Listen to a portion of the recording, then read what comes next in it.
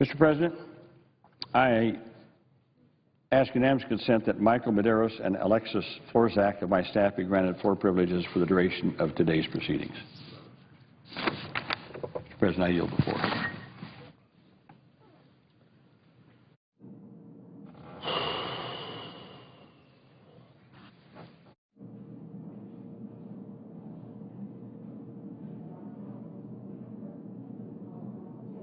Mr. President, I suggest the absence of quorum. Clerk will call the roll. Mr. Akaka.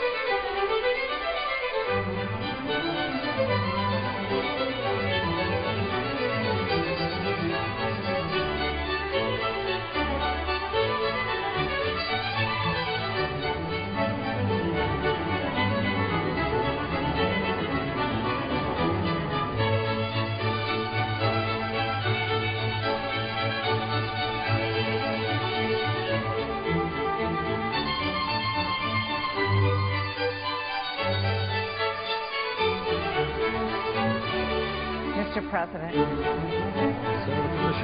Thank you, Mr. President. I would ask suspension of the quorum call. Without objection. Thank you very much. I first want to thank Senator Harkin as chair of the Health, Education, Labor and Pensions Committee and past chair of the Agriculture Committee for his words of concern regarding the House budget as it relates to agriculture. I share those concerns and want to thank you for speaking up on that. There's just one more reason to pass a farm bill.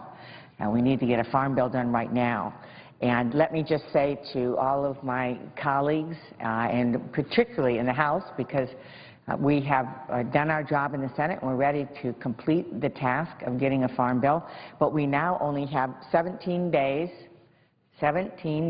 until the current farm bill expires on September 30th. 17 days. We know as a practical matter, because the House says they're leaving next Friday, it's actually shorter, but we have 17 days before the end of the month, before the current policy expires, and we begin to see a phase-in of policies that end up going back to 1949 by the first of the year on subsidies and planting restrictions and a whole range of things that cost a lot of money and make no sense. So we're asking that the House, I'm asking that the House come together as we did in the Senate when we passed our bipartisan farm bill on June 21st and pass a farm bill in the House. We passed the Agricultural Reform, Food and Jobs Act by a bipartisan vote of 64 to 35.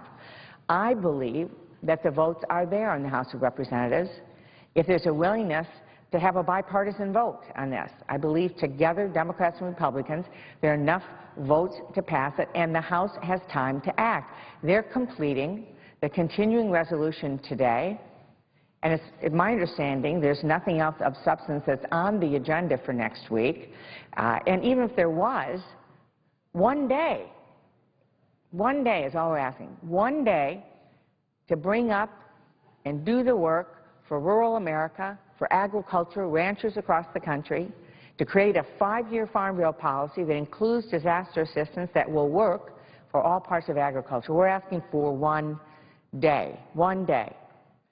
Farmers across the country have been hit hard by disasters, as we know, very, very hard. It's been devastating for many of our ranchers and farmers. Between late frosts and the severe droughts this year, we need to get a Farm Bill done. Now, why is that? Because the Farm Bill is also a disaster bill. And I can speak from the standpoint of Michigan, where the warmth in March and then the late deep freeze eliminated almost all of our tart cherries. We're #1 in the country in tart cherries. We don't have any, Mr. President. Sweet cherries, apples, peaches hit, grapes.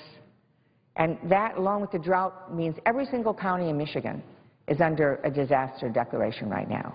Well, we address that in the Farm Bill that we passed. And by the way, disaster assistance is in the Farm Bill the Senate passed, fully paid for with savings within the Farm Bill. We reinstate the livestock disaster program, and we make it permanent.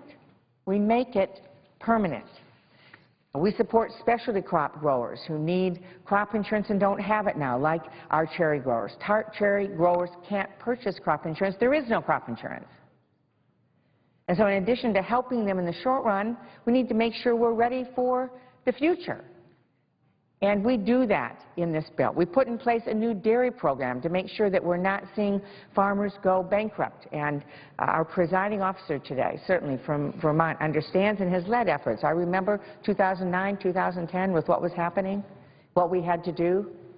We know the current policy is a disaster waiting to happen for dairy.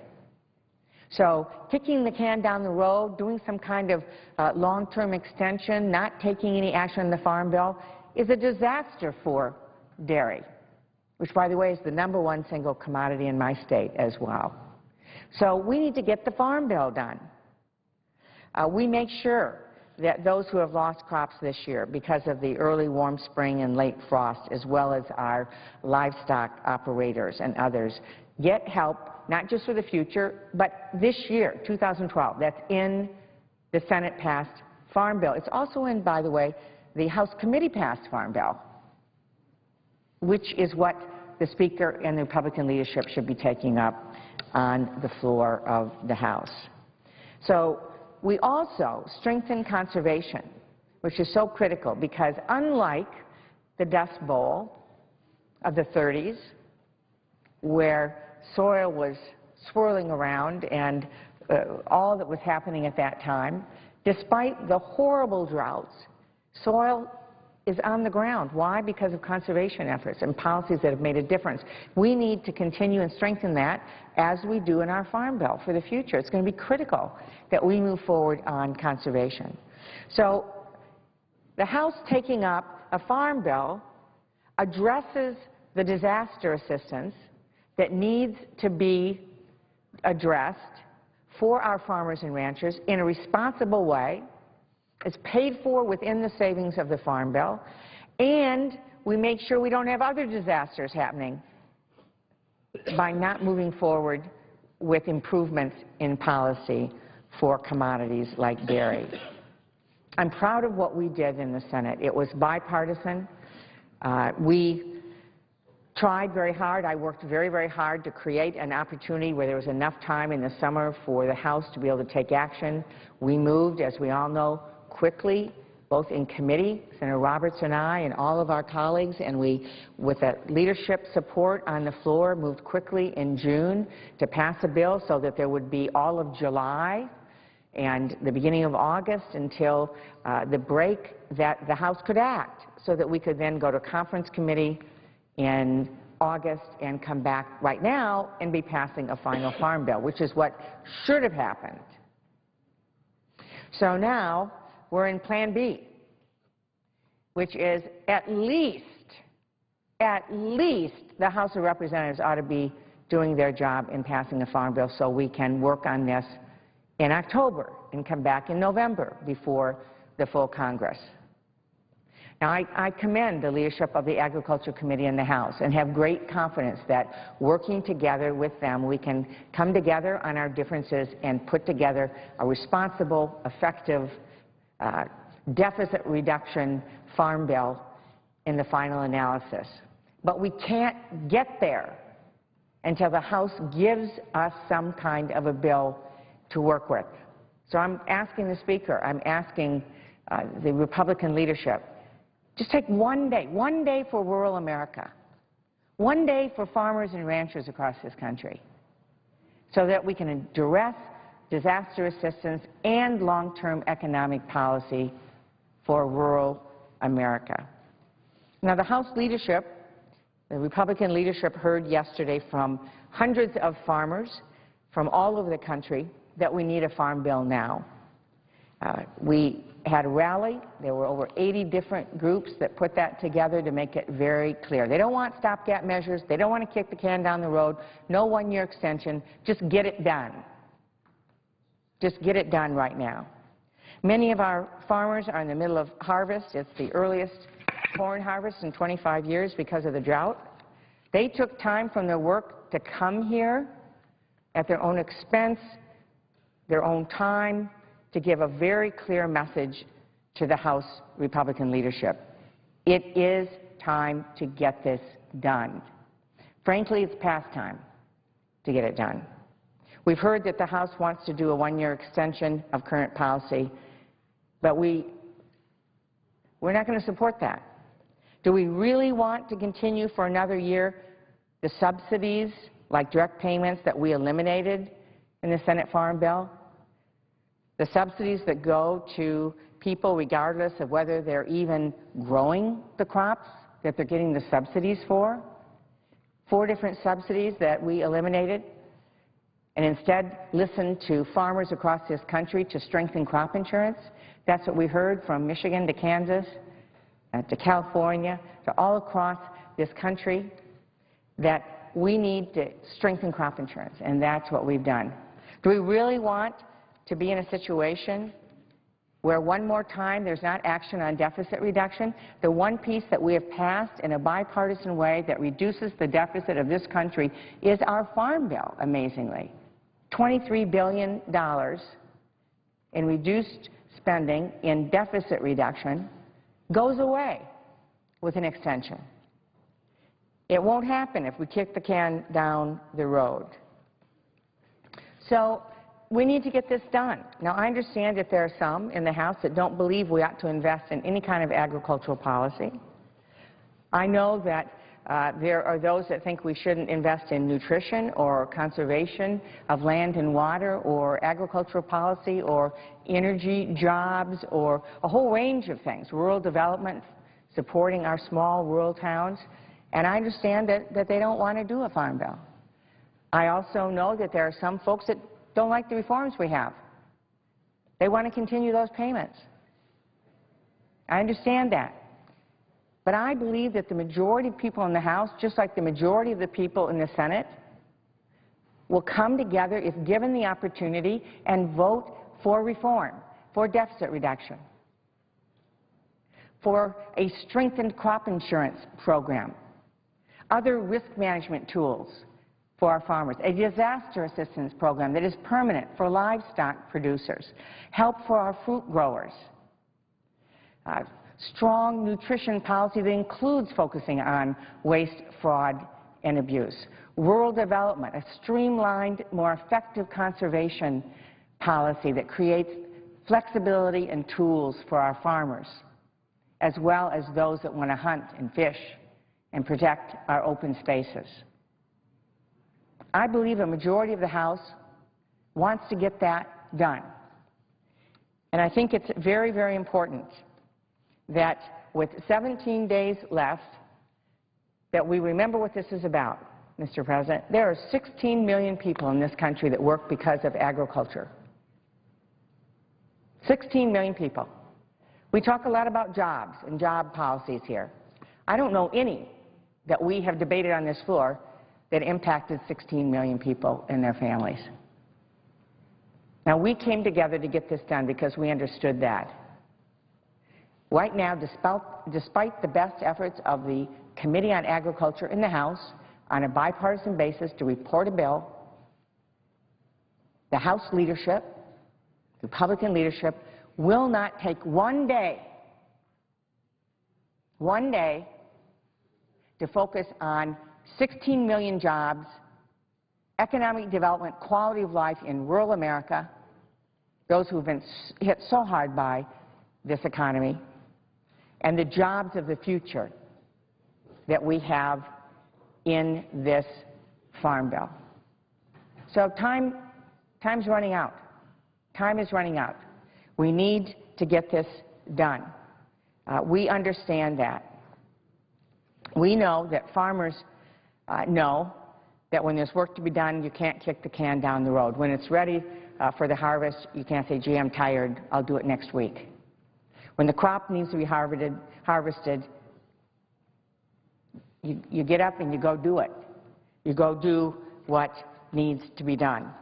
And we have folks that came here yesterday that left the fields that have basically said, even though I've got a lot of work to do at home, they came here to tell the United States House of Representatives, to tell the Republican leadership, it's time to get the job done.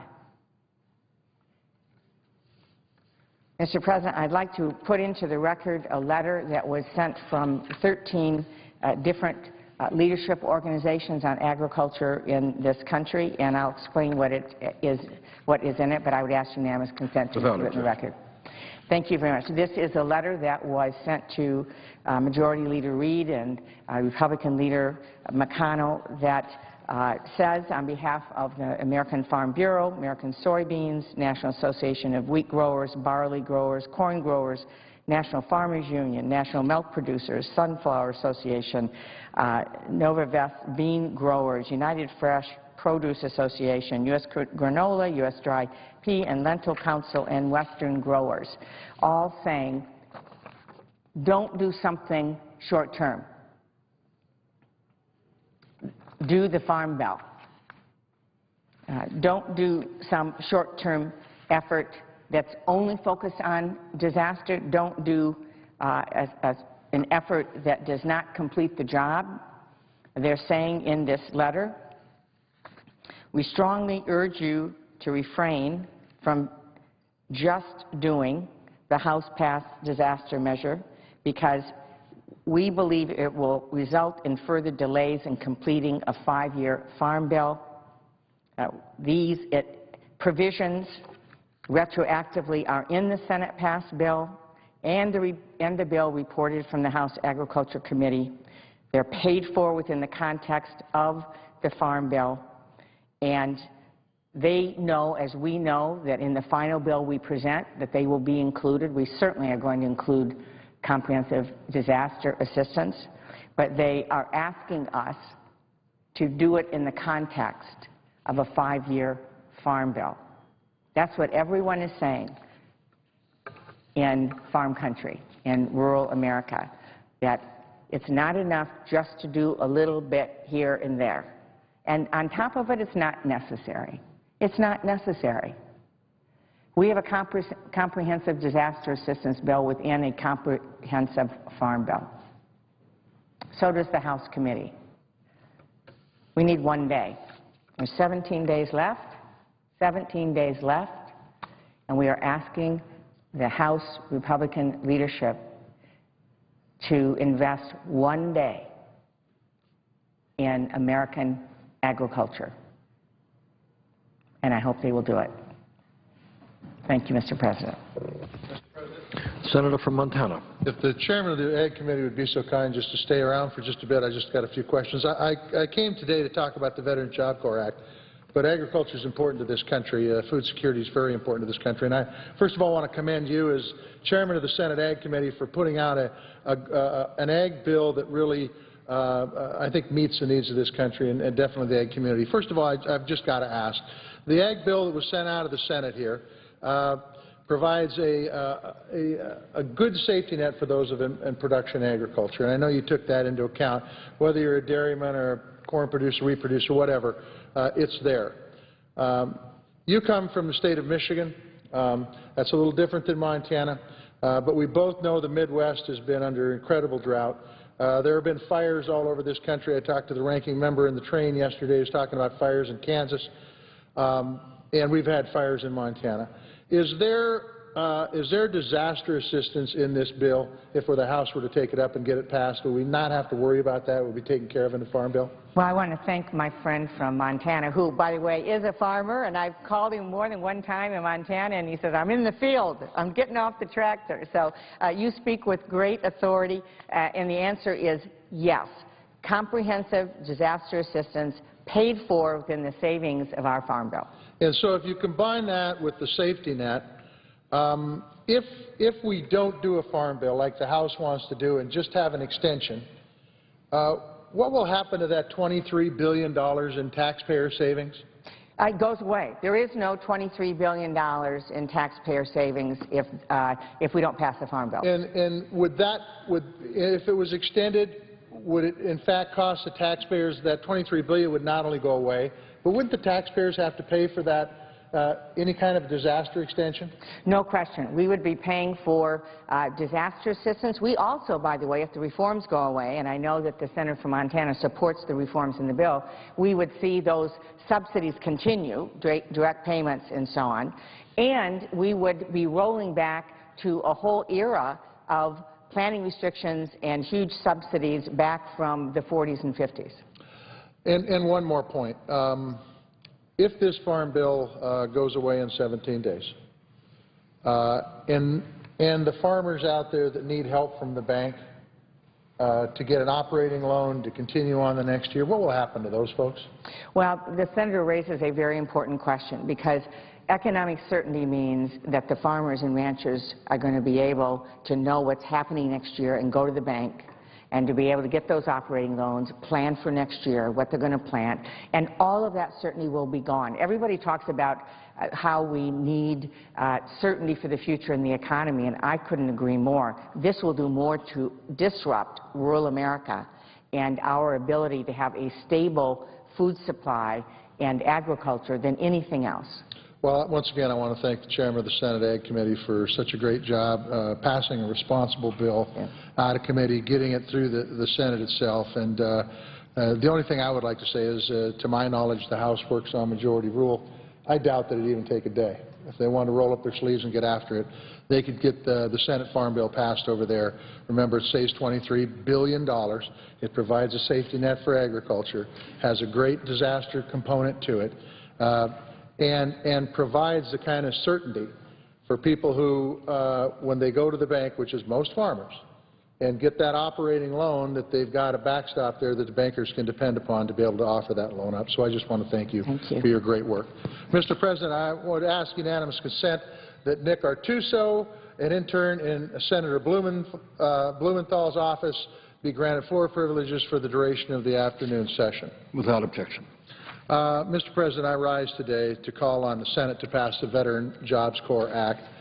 Veterans and their families made great sacrifices so we could live freely in the greatest nation in the world. Too many of our veterans return home and they struggle to find good jobs. Our veterans deserve better. They earned our everlasting respect with their service and our best efforts to help them get good jobs when their service ends. Jobs that will improve the communities that they live in. Jobs that will help us grow our economy. Mr. President, this bill takes good ideas from both sides of the aisle and does just that. It increases training and hiring opportunities for veterans using proven job training initiatives. And it will give local governments the resources to hire qualified veterans as police officers, firefighters, and other first responders. At a time when local budgets around the country are tight, putting qualified veterans to work protecting our communities is smart policy. The Veterans Job Corps Act also helps rural America by training and hiring veterans to help restore and protect America's forests, parks, refuges, and veteran cemeteries. This is an important step forward. But investing in rural America must also mean investing in the veterans who are from rural America. That's why I added a provision to the bill that will bring more veterans jobs counselors to rural states across this country, including Montana. Job counselors work closely with veterans and local employers to connect former service members with good jobs close to home. These counselors develop extensive knowledge of local job and training opportunities and maintain a list of resources that prepare veterans to enter the workforce. But right now, the Labor Department allocates job counselors based solely on population without taking into account the distances that folks have to travel in rural America. That often means veterans in my state of Montana travel hundreds of miles from employment for the employment assistance that they have earned. And it leaves the 6 job counselors that we have to cover tens of thousands of veterans over an area the size of the entire Northeast corridor. My provision will fix this imbalance. It will give large rural states like Montana enough job counselors to serve all parts of the state and help to ensure that they are developing relationships with veterans and employers that will put more veterans back to work. Mr. President, the Veterans Job Corps Act is fully paid for, and it shouldn't be controversial at a time when our veterans continue to struggle, or at a time when more and more veterans continue to return from the battlefields in Afghanistan. Mr. President, our veterans fought hard for this country, and their families have sacrificed much.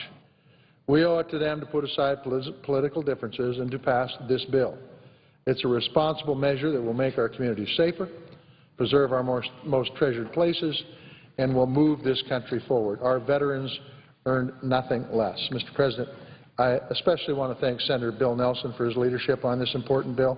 It deserves the support of the Senate. And with that, I yield the floor and suggest the absence of a quorum. Clerk will call the roll. Mr. Akaka.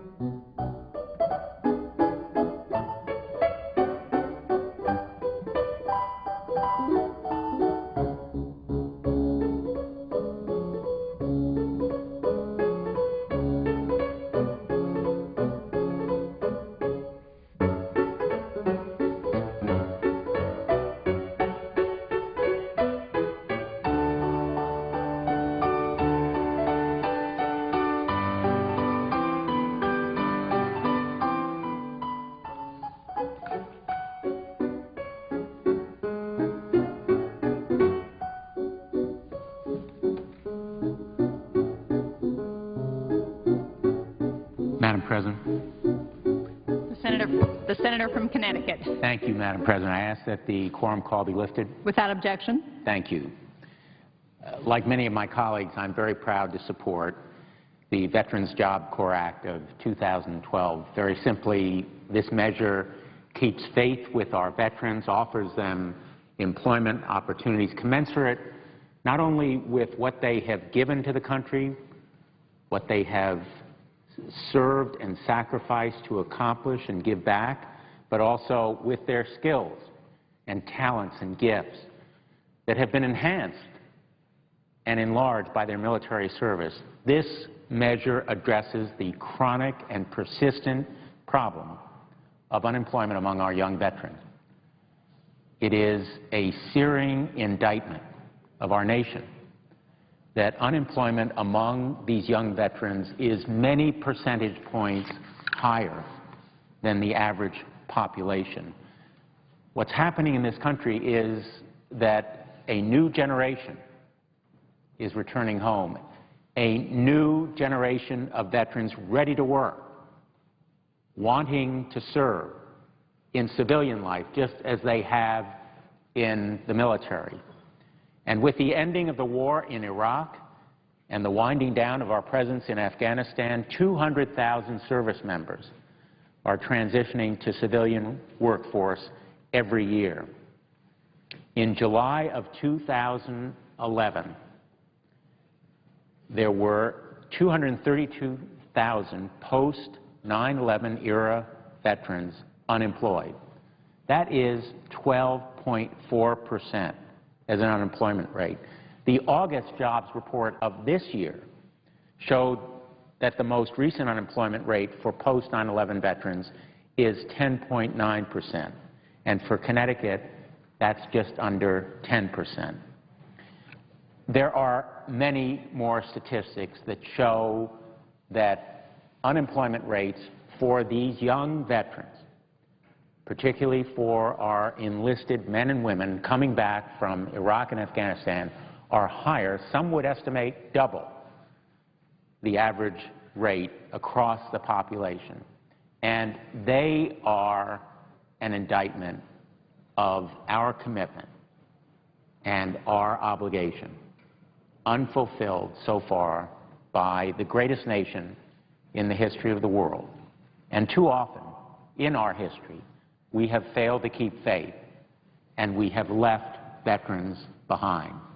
I have advocated measures in health care and counseling, training, employment opportunities, but I want to focus on one measure in particular, where all of us joined forces and reached a consensus as recently as last November. The Veterans Job Corps Act of 2012 is a new measure that would provide opportunities in conservation and in other kinds of public service, firefighting and police. But there's an existing measure whose very life is threatened because it will expire in 2012. This measure is the Vow to Hire Heroes Act, specifically the tax credits under those measures for hiring unemployed or disabled veterans. And those tax credits will expire at the end of this year unless they are renewed. And that's the reason that I am introducing legislation along with co-sponsors, Senators Webb, Cantwell, Tom Udall, Heller, and Mikulski, that extends the Vow to Hire Heroes tax credit through the end of 2016. This measure is important to be extended because it offers these veterans new opportunities, promotes and incentivizes employers to put our veterans to work. Hiring a veteran is not only the right thing to do to honor the men and women who have sacrificed so much for our country, it also makes good business sense. Veterans are among our most highly skilled, capable, disciplined, reliable, and dedicated workers. And businesses ought to relish their services. Countless businesses, big and small, have already found that veterans are a tremendous asset to their workforce. And this bill is really important to build on the measures that we have in place.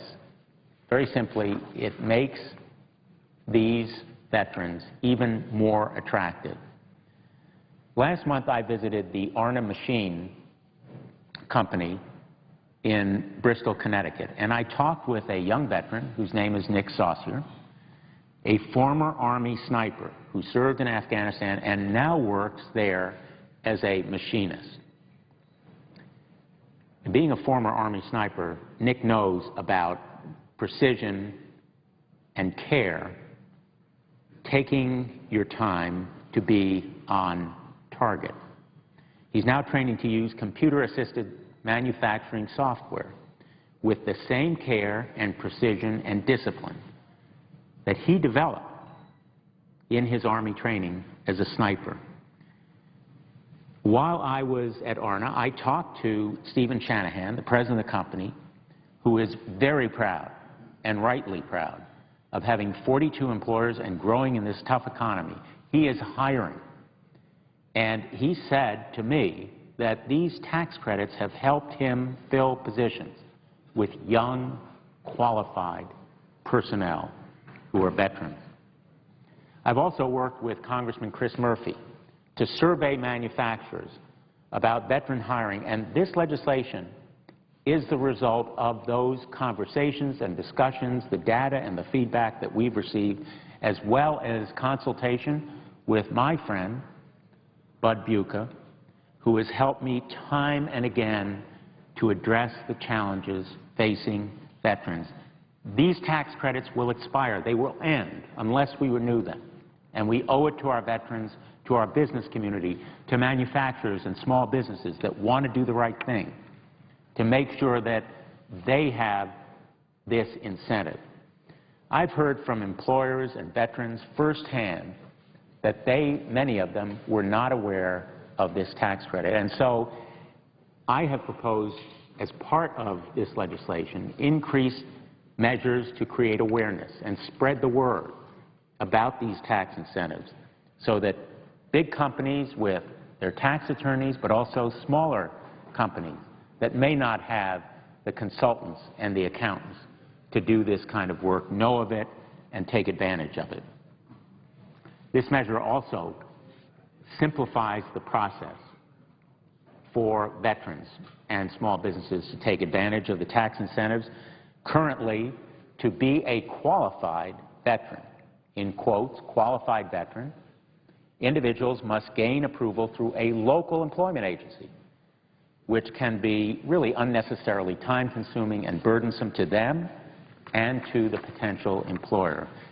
This bill, offered today, would modify the work opportunity tax credit process to allow individuals to be considered qualified veterans for tax purposes if they simply provide a DD-214, have an honorable discharge, and a valid proof of unemployment. And this bill would also extend the amount of time employers have to take advantage of tax credits for hiring unemployed or disabled veterans, enhancing its use to countless small businesses as well as veterans.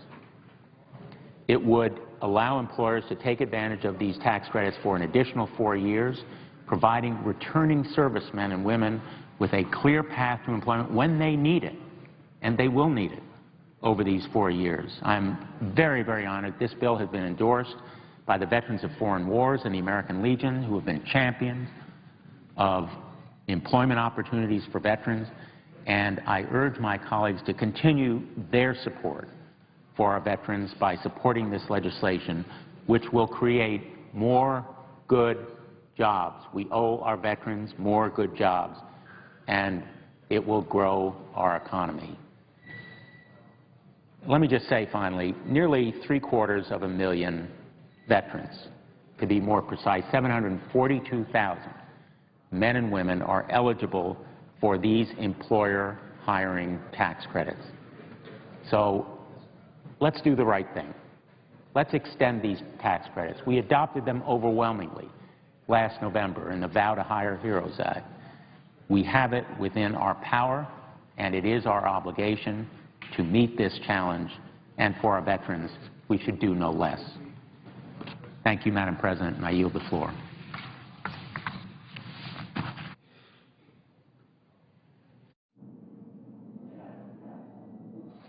Clerk will call the roll. Mr. Akaka.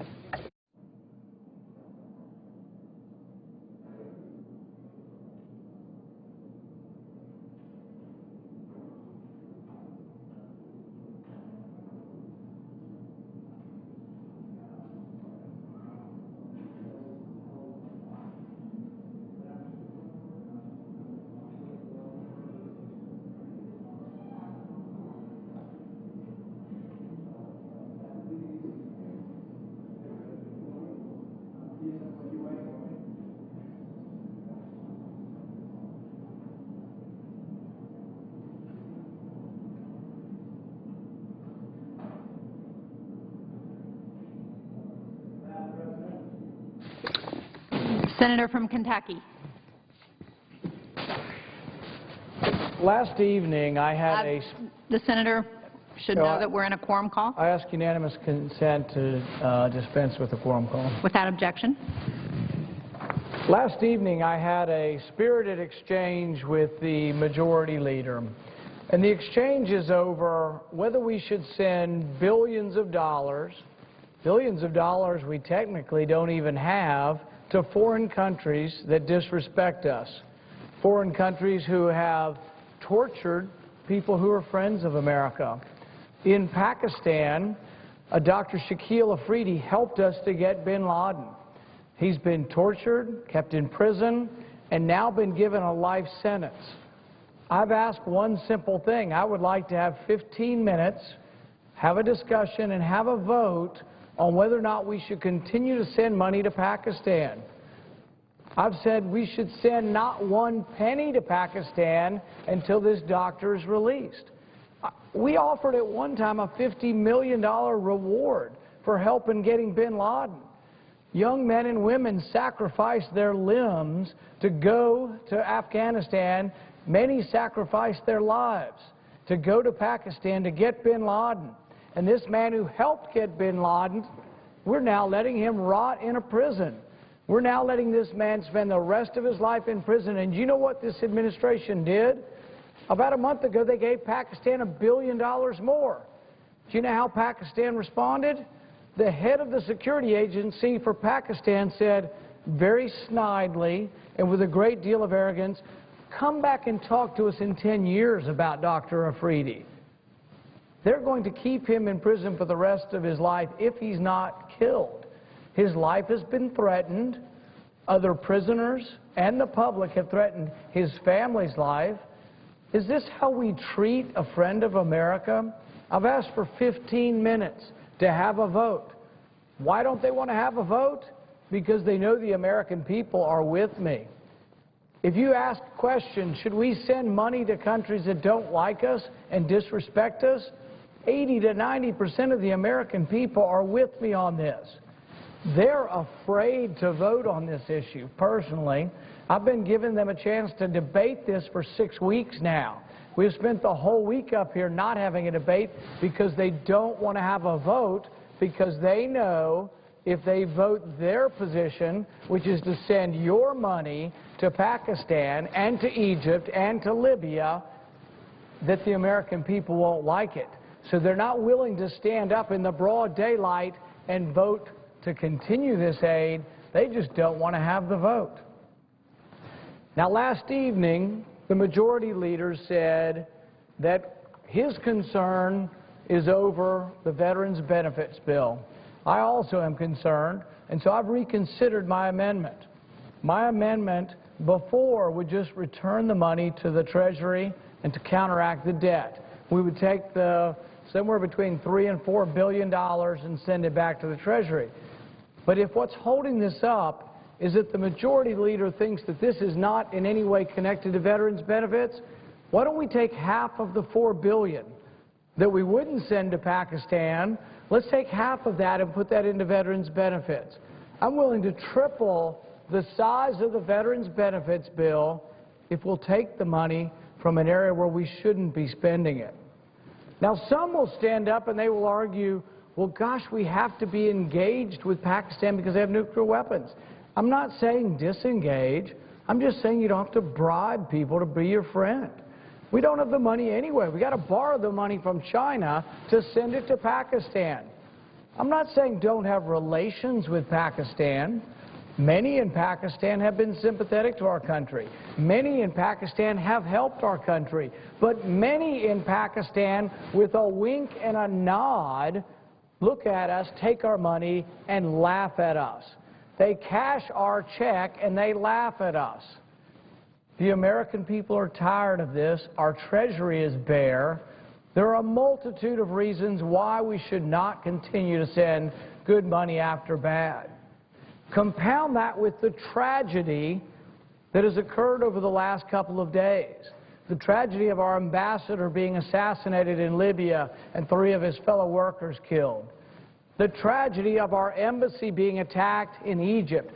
We give Egypt $3 billion a year, and you know what? Egypt can't protect or won't protect our embassy. There was a phone call to the embassy from someone from Egypt saying the mob's coming. Well, phone call's not enough. Do you think they could have sent soldiers and tanks to protect our embassy? They sent us a phone call saying the mob's coming. Well, Egypt needs to act like our ally if they want to continue to cash our checks.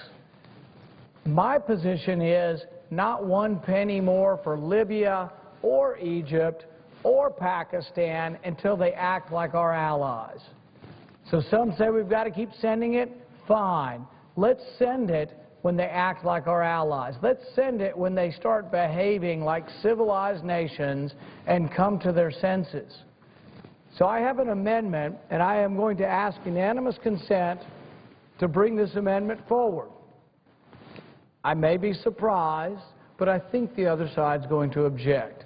What I would be asking for is 15 minutes of the Senate's time to vote on ending this aid and taking half of the $4 billion that we're squandering overseas, giving to people who don't like us, take half of that aid and put it towards the deficit, and take half of that aid and put it into veterans benefits. So if we're really talking about veterans benefits here, if we're really serious about providing money for the veterans, let's take it from an area which is insulting to veterans. Let's take it from a country that insults every veteran in this war, in this country, a country, Pakistan, who our men and women gave their lives to fight a war in Afghanistan and in neighboring Pakistan to get the chief architect of 9/11, bin Laden. Let's memorialize those people who sacrificed their lives and the veterans by saying we're not going to give money to a country that disrespects and disavows everything we've done over the last 10 years to combat terrorism. So I ask unanimous consent that we resume consideration of S. 3457, set aside the pending amendments, and call up my amendment number 2838. Madam There President, objection? reserving the right to object. Madam President, let me first mention that sadly this afternoon we learned that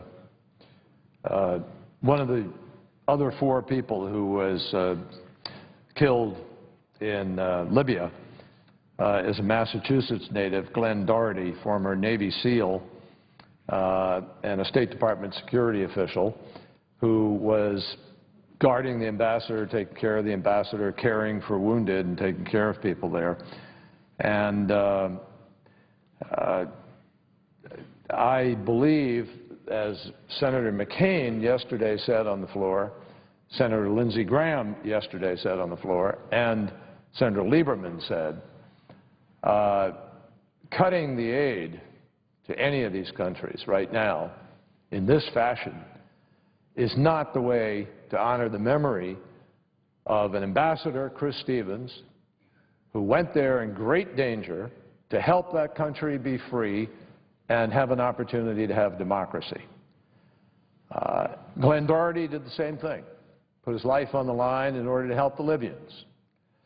And the senator from Kentucky might be really surprised to know that the Libyan people, by vast numbers, are grateful to the United States and are mourning the death of Ambassador Stevens. I heard the senator from Kentucky several times saying, in what frankly is you know, a kind of arrogant statement, I guess, is the only way I can frame it. When you sit there and say, start behaving like a civilized nation. Well, by whose standard when? The Libyan government didn't do this. The Egyptian government didn't do this. What's happening there? The Yemen government sent its people to protect our people. And we helped negotiate the transfer of authority to this new government in Yemen. Now, are they having difficulties? Yeah. Go back and look at the United States of America in the 1700s. We had some difficulties. You know, we have to write slavery out of the Constitution and a bunch of other things. And it takes time. The arrogance of suggesting that we're going to judge whether or not they're civilized today or tomorrow because a mob or a bunch of militants take matters into their own hands would just be the most, you know, sort of self-defeating, narrow effort you could possibly conceive of. Pakistan. I don't know. I'd ask the senators, have you ever been to Pakistan? Has the senator ever been to Egypt? I asked the senators, has the senator ever been to Egypt?